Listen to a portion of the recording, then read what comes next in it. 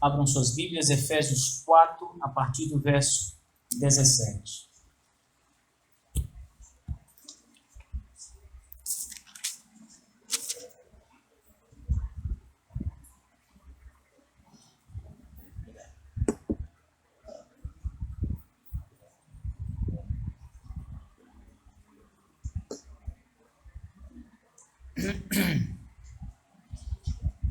Efésios 4, verso 17 em diante, o texto diz assim: Isso, portanto, digo e no Senhor testifico, que não mais andeis como também andam os gentios, na vaidade dos seus próprios pensamentos, obscurecidos de entendimento, alheios à vida de Deus por causa da ignorância em que vivem e pela dureza do seu coração, os quais, tendo-se tornado insensíveis, se entregaram à dissolução para com avidez cometerem toda sorte de impureza. Mas não foi assim que aprendestes a Cristo, se é que de fato tendes ouvido e nele fostes instruídos, segundo é a verdade em Jesus. No sentido de que, quanto ao trato passado, vos despojeis do velho homem, que se corrompe segundo as concupiscências do engano, e vos renoveis no espírito do vosso entendimento, e vos revistais do novo homem, criado segundo Deus em justiça e retidão procedentes da verdade. Amém.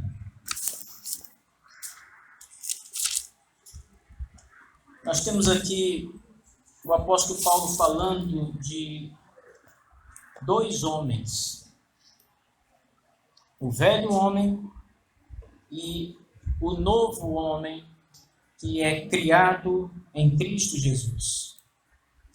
O apóstolo Paulo escreve para uma igreja, a igreja em Éfeso, que era composta por crentes gentios, ou seja, pessoas que não eram judeus, que tinham uma religião pagã, na sua grande maioria, não tínhamos cristãos aqui, então eram pessoas que tinham as mais variadas religiões, os mais variados cultos. Além disso, eram pessoas que tinham um estilo de vida imoral, que não respeitavam, nem não seguiam, na verdade, nenhum tipo de moralidade como nós conhecemos a partir da Escritura, o respeito mútuo, o homem, a mulher, por exemplo. Os efésios, os pagãos, de modo geral, eles não tinham nenhum interesse em levar uma vida mais regrada, uma vida mais de se precaver, de fato, quanto à direção que o mundo segue.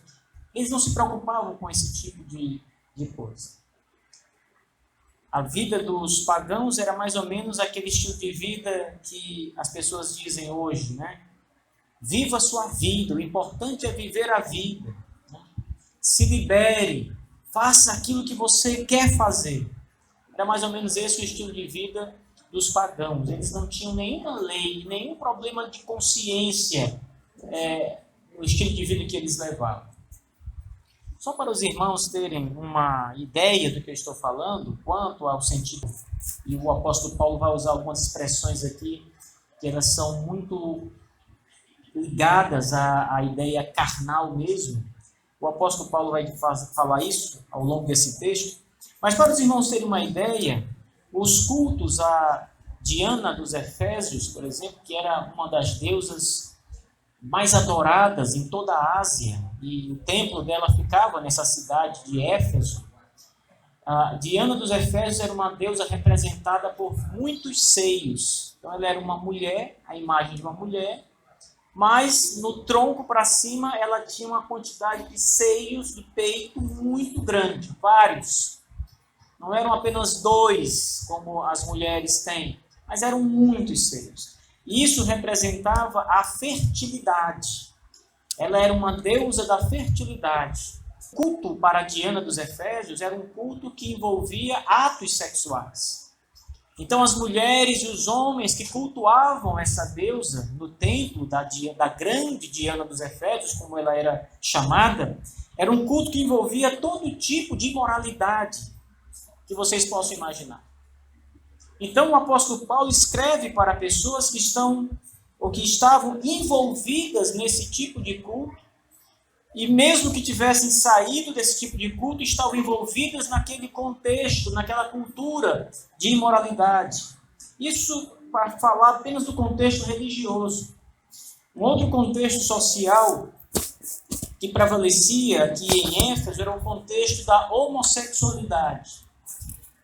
E isso é um contexto maior do que a própria cidade de Éfeso. Estava para além da cidade de Éfeso. Era uma ideia que vem mais ou menos dos gregos. Ela ganhou mais força e mais destaque com os gregos. Então havia uma promiscuidade naquela região, naquela cultura, que era algo absurdo, muito grande. E estes irmãos ao qual o apóstolo Paulo escreve essa carta, eles estavam saindo desse contexto, desse tipo de vida, dessa cultura. Essa foi a prática deles, como o apóstolo Paulo vai citar aqui. Eles faziam isso, viviam dessa forma, e isso era o comum para eles. Então Paulo diz que essa é a vida antiga, essa vida era a vida que o velho homem vivia. A primeira parte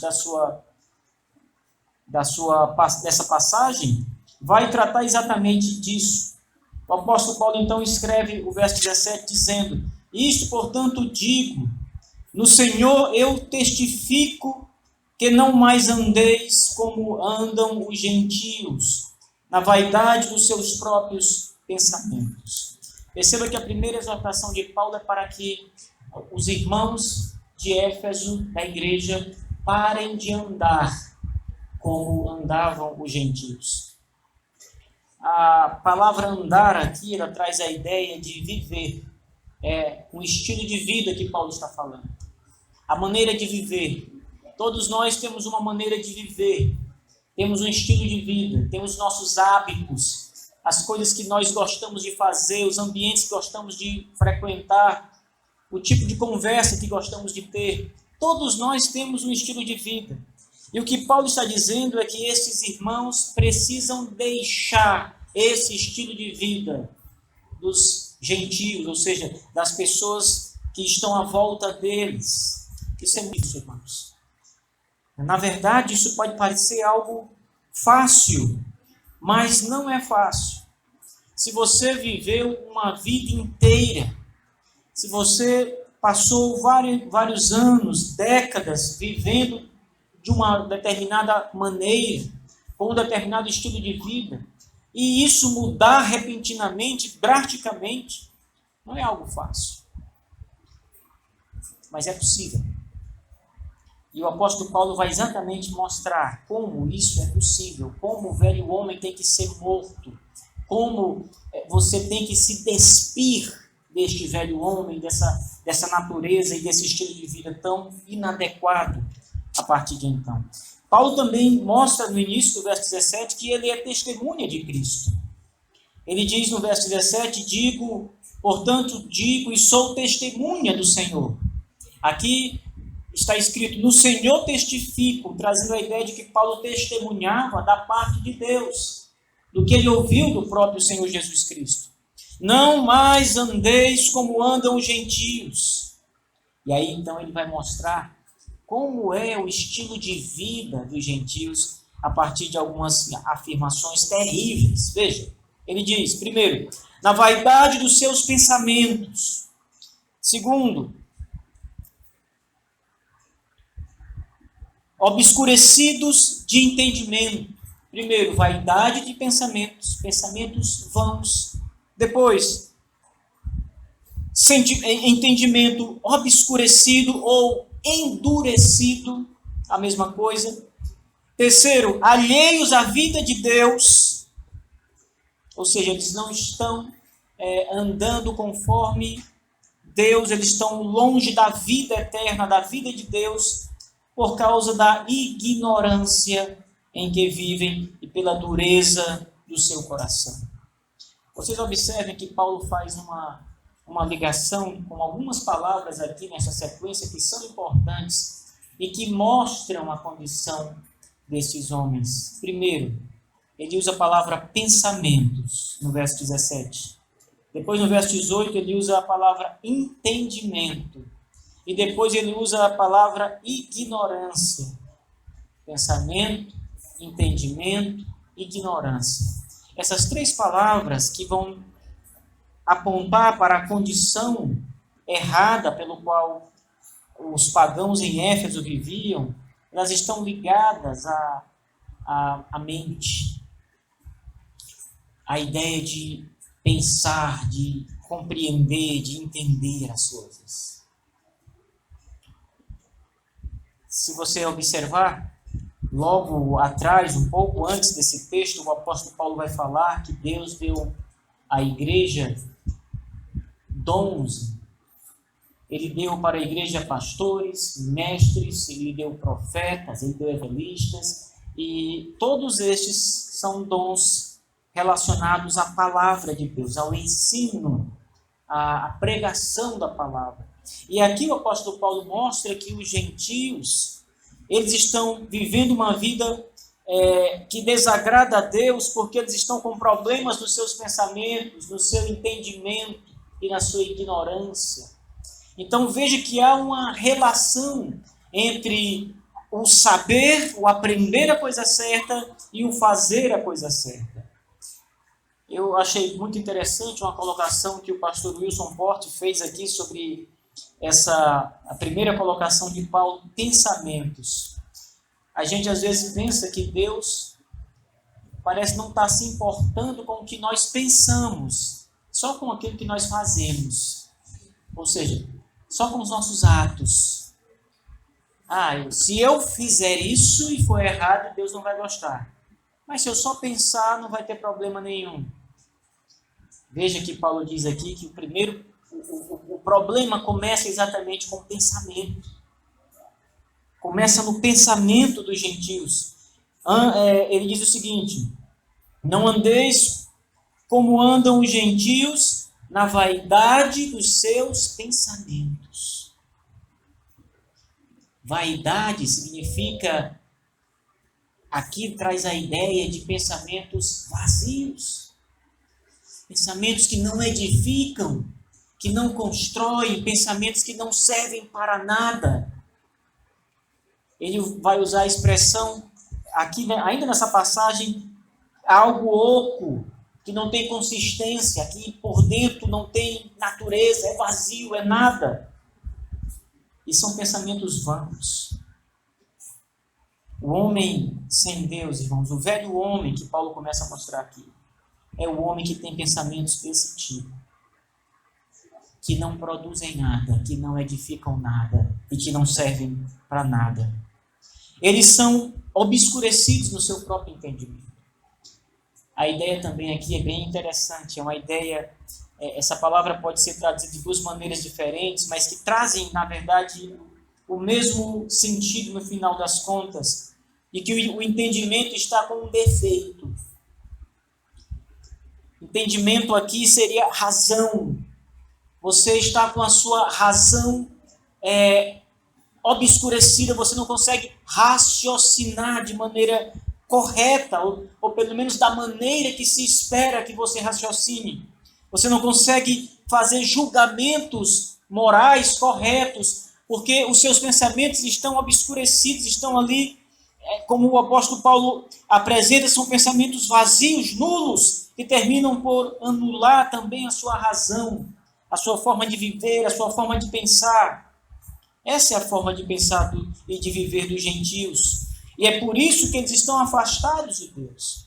Porque quando se pensa assim, quando o seu entendimento está embotado dessa maneira aqui, as suas ações não vão ser ações que Deus vai se agradar. Vão ser as ações que Ele reprova. Por isso os gentios o estilo de vida dos gentios é tão reprovado na Escritura Sagrada, porque é um estilo de vida contrário, produzido, que nasce de uma mente que está com defeito, que está com problema. uma mente imoral, uma mente defeituosa. Ele diz o seguinte,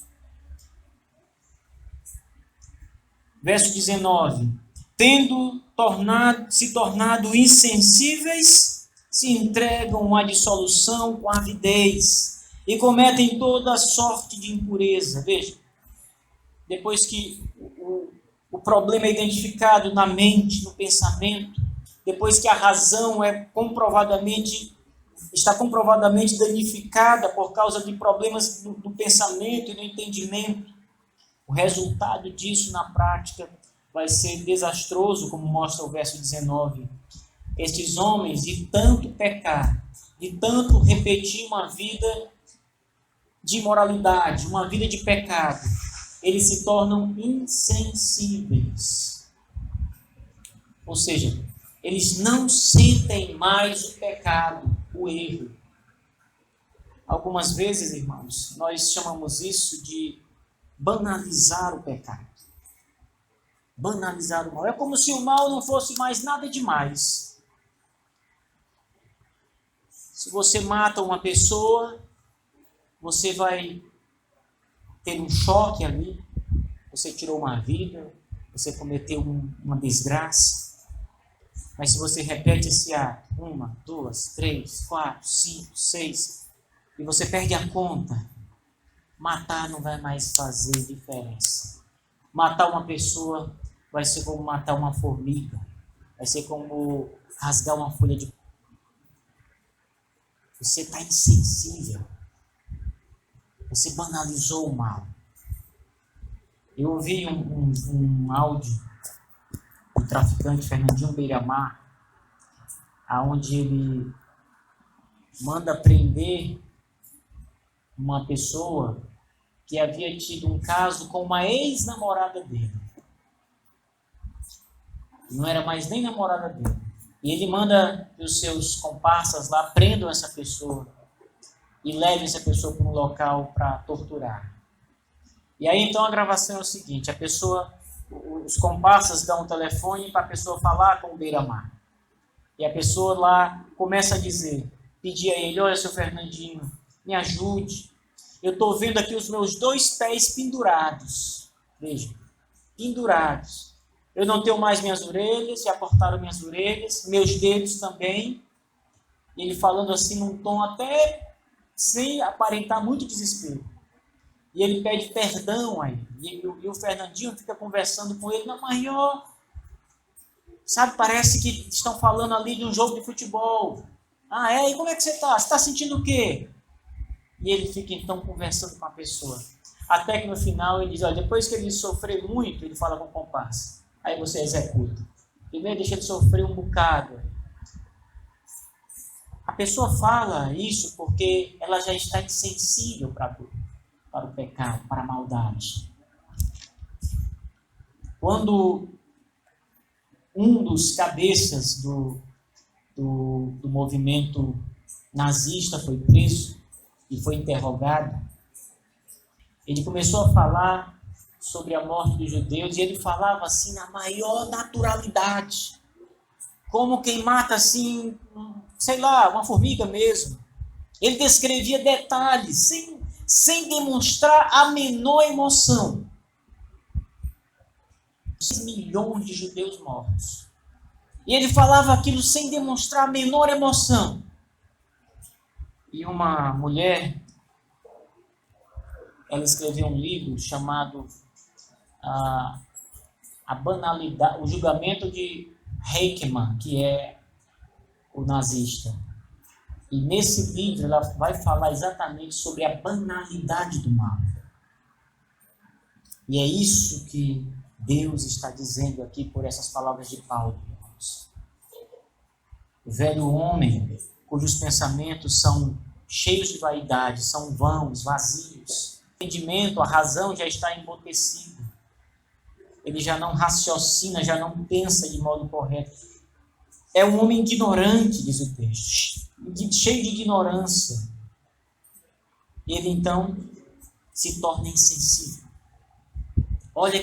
Observe que há uma degradação que ela vai aumentando no ser humano. ela vai aumentando, ela vai crescendo, a maldade, a corrupção, ela vai crescendo no ser humano, conforme o apóstolo Paulo aqui apresenta. Até chegar ao ponto que esse homem não sente mais a maldade que produz, que ele opera, que ele faz. O texto diz que com avidez, ou seja, com desejo forte, com muita necessidade, eles cometem todo tipo de impureza. Essa palavra aqui, impureza, traz a ideia da conotação carnal, sexual. Então, por aqui você observa que Paulo está exortando esses irmãos de Éfeso a não ter esse estilo de vida tão devasso, tão corrupto, tão cheio de dissolução, como ele apresenta no verso 19. É por isso que ele diz assim, no verso 20, ele vai então mostrar que eles não podem mais viver assim, porque não foi assim que eles aprenderam a Cristo. E aqui ele começa a apontar para o novo homem, a partir do verso 20. Ele começa a mostrar a transformação, quem é esse novo homem, em contraste com o velho homem. Não foi assim que aprendestes a Cristo. Cristo foi ensinado para estas pessoas, estes crentes em Éfeso. Muitas vezes, irmãos, eu quero chamar a atenção de vocês aqui por um detalhe.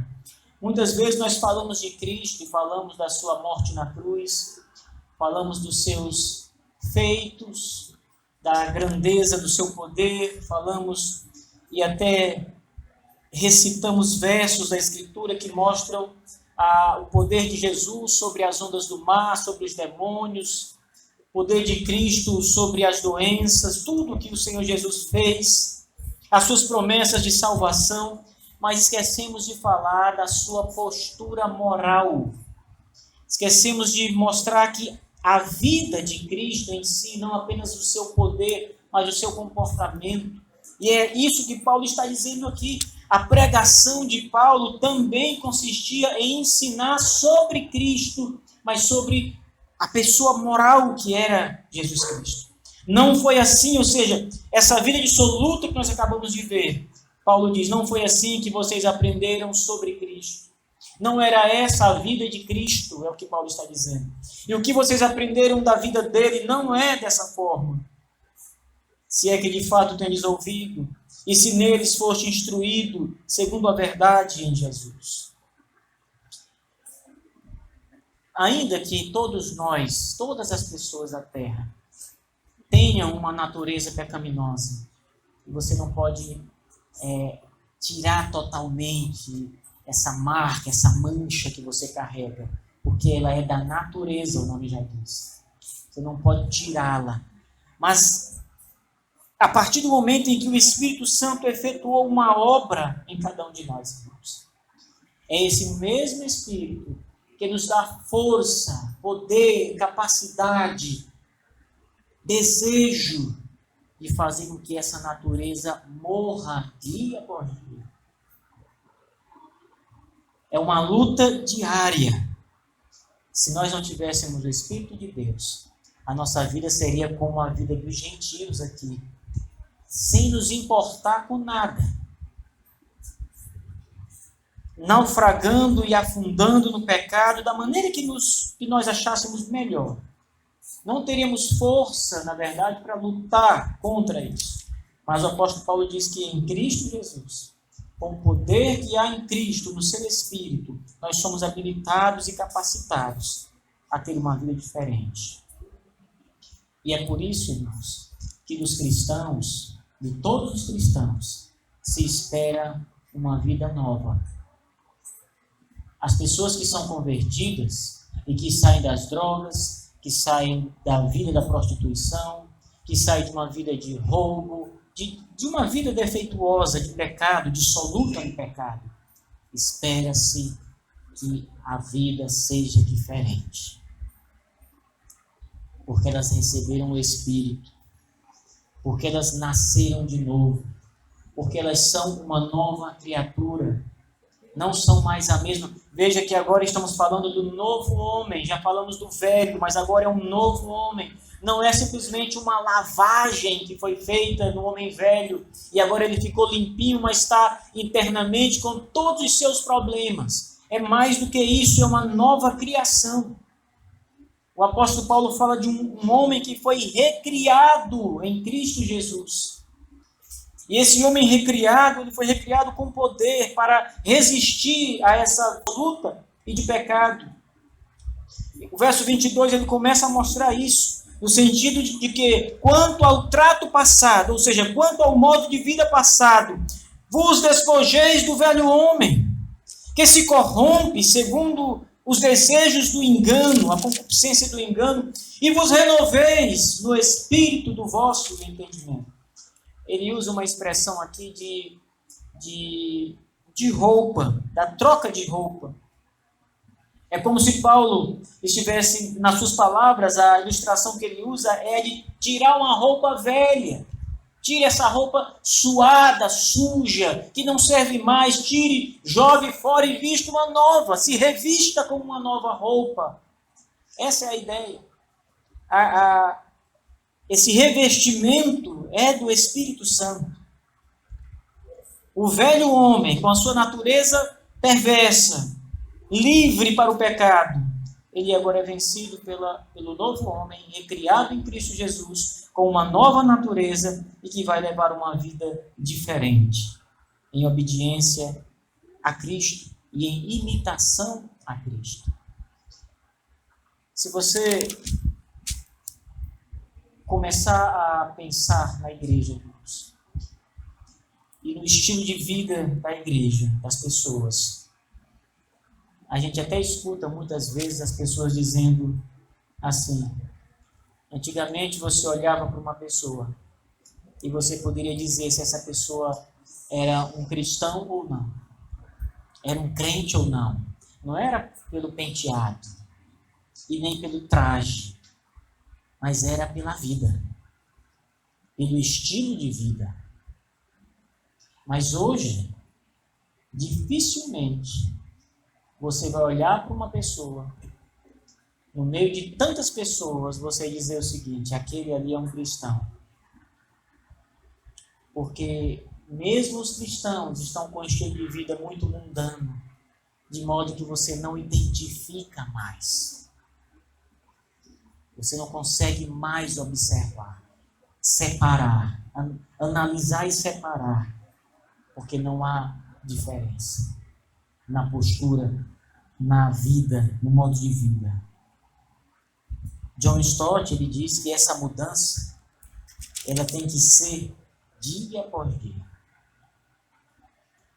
É uma luta que você tem contra a sua natureza. Você agora foi habilitado a lutar contra a sua natureza pecaminosa. Você agora recebeu o poder para vencer o pecado. E você tem que lutar todos os dias. Todos os dias. Para ele, John Stott, uma das causas do fracasso da igreja neste sentido é que as pessoas deixaram de lutar. As pessoas deixaram de entender de que estão no meio de um campo de batalha e que uma vida de santidade exige sacrifício, exige luta de fato.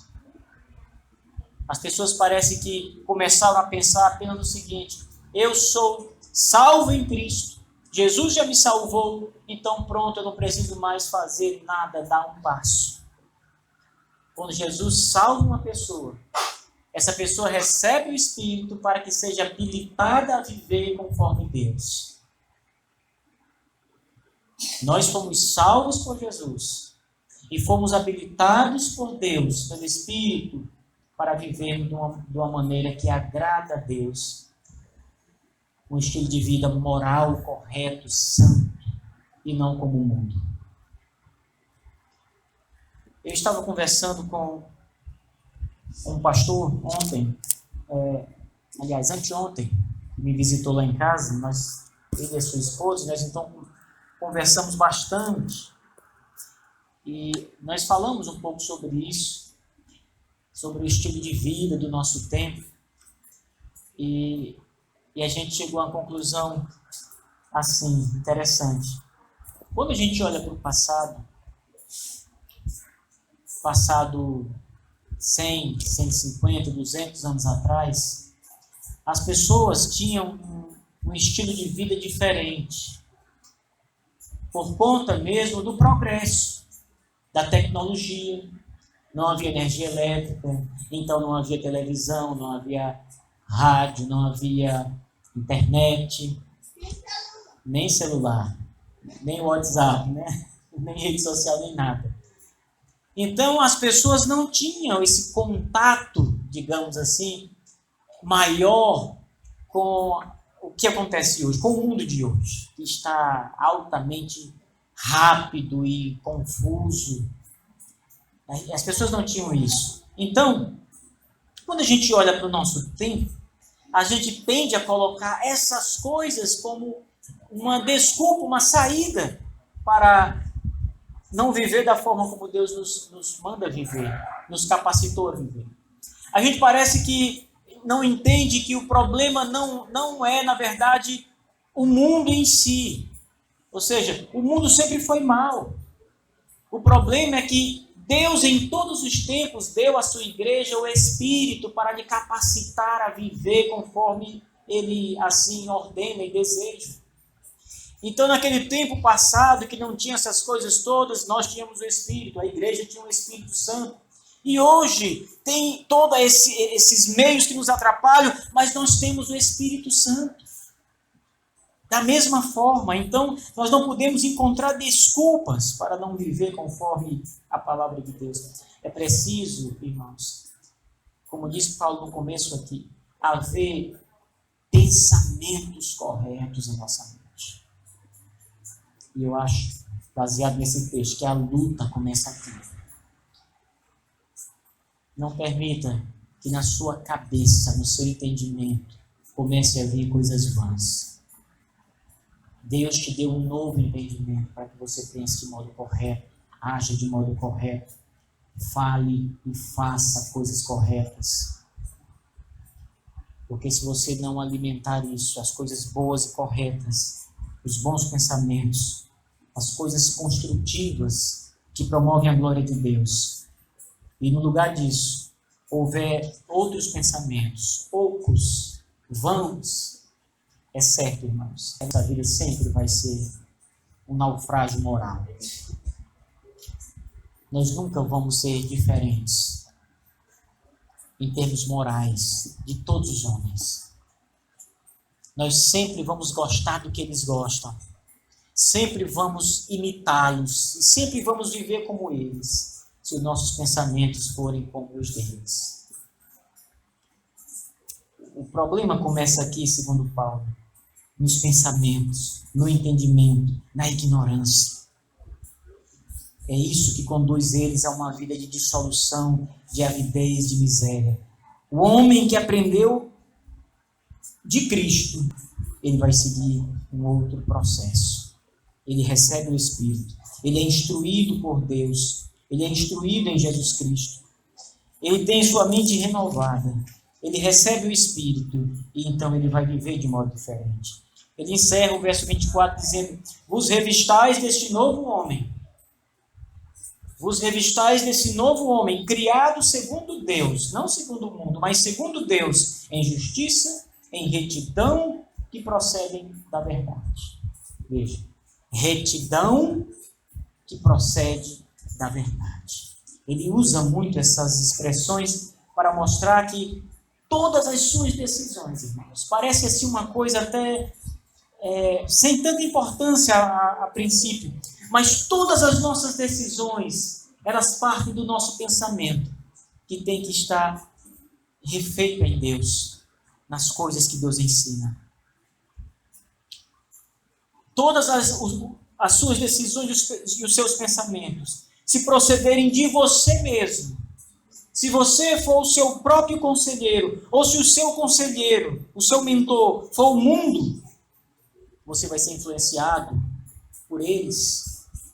Mas se o seu mentor e o seu conselheiro for Deus e a palavra de Deus, os seus pensamentos vão estar cheios de Deus. E as suas decisões vão ser, de fato, decisões conforme a palavra de Deus. É isso que Paulo chama de se revestir do novo homem. Um homem que é recriado em Deus. A mudança começa aí.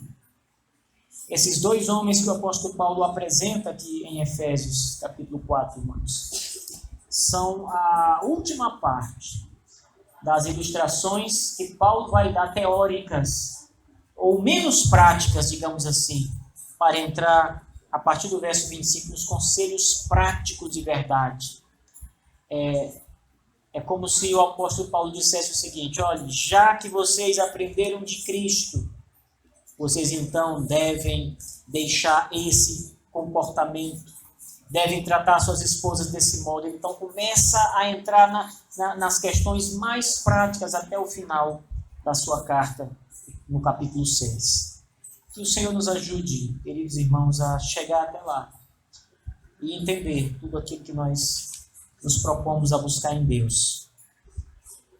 Revistam-se do novo homem criado em Cristo Jesus. Lutem contra a natureza pecaminosa. Lutem contra o pecado. Lutem contra Satanás. Lutem consigo mesmo. Dentro de você ainda há impulsos que procuram afastar você do Evangelho e de Deus. Dentro de você há impulsos carnais, violentos, muito fortes. É a velha natureza pulsando em você. Lute contra ela. Lute contra ela com o poder que você tem do Espírito. Revista-se com esse poder do Espírito. Encha sua cabeça, seu coração de pensamentos corretos, bíblicos, e não de vãs palavras e pensamentos. Que Deus nos abençoe, meus irmãos. Nós vamos celebrar essa noite a ceia do Senhor. Eu quero chamar o William aqui na frente para nós cantarmos mais um hino, William. Pode ser, inclusive, o 46 que nós temos aqui.